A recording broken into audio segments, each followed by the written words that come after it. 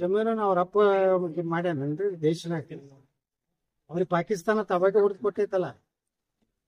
ನೆಹರು ಮಾಡಿದ ದೊಡ್ಡ ದೊಡ್ಡ ಅನಾಹುತ ಅಂದ್ರೆ ಈ ದೇಶನಾಗ ವಕಫ್ ಅನ್ನುವಂಥದ್ದು ಒಂದು ಕರಾಳ ಒಂದು ಕಾನೂನು ತಗೊಂಡ್ಬಂದು ನಮ್ಮ ದೇಶದ 12 ಲಕ್ಷ ಎಕರೆಗಿಂತ ಹೆಚ್ಚು, ಕರ್ನಾಟಕದಲ್ಲಿ 56,000 ಎಕರೆಗಿಂತ ಹೆಚ್ಚು ಇವತ್ತು ಹಿಂದೂಗಳ ಜಮೀನುಗಳಲ್ಲಿಯೂ ಸಹ ವಕಫ್ ಅಂತೇಳಿ ಕೂರಿಸ್ತಾ ಇದ್ದಾರೆ.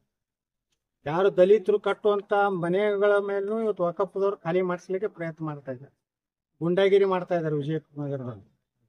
ಈ ರೀತಿ ಆ ಕಾನೂನು ಸಂಪೂರ್ಣವಾಗಿ ದೇಶದಿಂದ ಕಿತ್ತಾಕ್ಬೇಕು.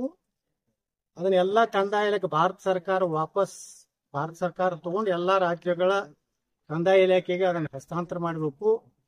ಅಲ್ಲಿ ಎಲ್ಲೆಲ್ಲಿ ದಲಿತರಿಗೆ ಹಿಂದುಳಿದವ್ರಿಗೆ ಯಾರು ಮನೆ ವಸತಿ ರೈತರು ಈ ದೇಶನಾಗ ಅದಾರ ಅವ್ರಿಗೆಲ್ಲ ಒಳ್ಳೆ ಮನೆಗಳನ್ನು ಕಟ್ಟಿ ಕೊಡ್ಬೇಕು.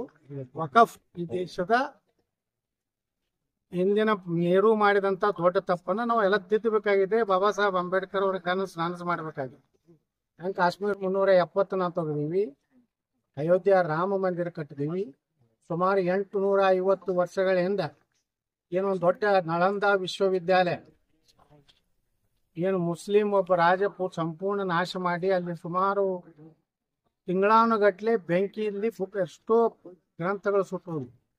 ಅಂತದನ್ನ ನಮ್ಮ ಪ್ರಧಾನಮಂತ್ರಿಗಳು 850 ವರ್ಷದ ಆ ಒಂದು ಭವ್ಯವಾದಂತ ವಿಶ್ವವಿದ್ಯಾಲಯ ಮತ್ತೊಮ್ಮೆ ನಿರ್ಮಾಣ ಮಾಡಿ ಭಾರತದ ಭವ್ಯ ಒಂದು ಜಗತ್ತಿಗೆ ತೋರಿಸುವಂತ ಕೆಲಸ ಇವತ್ತು ಮಾಡಿದ್ದಾರೆ. ಅದೇ ರೀತಿ ನಾನು ಭಾರತದ ಪ್ರಧಾನಮಂತ್ರಿಗೆ ಪತ್ರ ಬರೆದಿದ್ದೇನೆ. ಈ ವಕಫ್ ಕಾನೂನನ್ನ ದೇಶದಿಂದ ರದ್ದು ಮಾಡಬೇಕು. ಇಡೀ 12 ಲಕ್ಷ ಎಕರೆ ನಮ್ಮ ಭಾರತದ ನಾಗರಿಕರ ಆಸ್ತಿ, ಇದು ಯಾವ ಮುಸ್ಲಿಮರ ಆಸ್ತಿ ಅಲ್ಲ. ಮುಸ್ಲಿಮರ ಆಸ್ತಿ ಗಾಂಧಿ ಮತ್ತು ನೆಹರು ಪಾಕಿಸ್ತಾನ ಅನ್ನುವಂತ ಒಂದು ಕರಾಳ ದೇಶವನ್ನು ಮಾಡಿ ಕೊಟ್ಟಿದ್ದಾರೆ. ಅವ್ರು ಅಲ್ಲಿ ಬೇಕಾದ್ರೆ ವಕಫರಿ ಮಾಡ್ಕೊಳ್ಳಿ, ಸುಡುಗಾಟ ಮಾಡ್ಲಿ,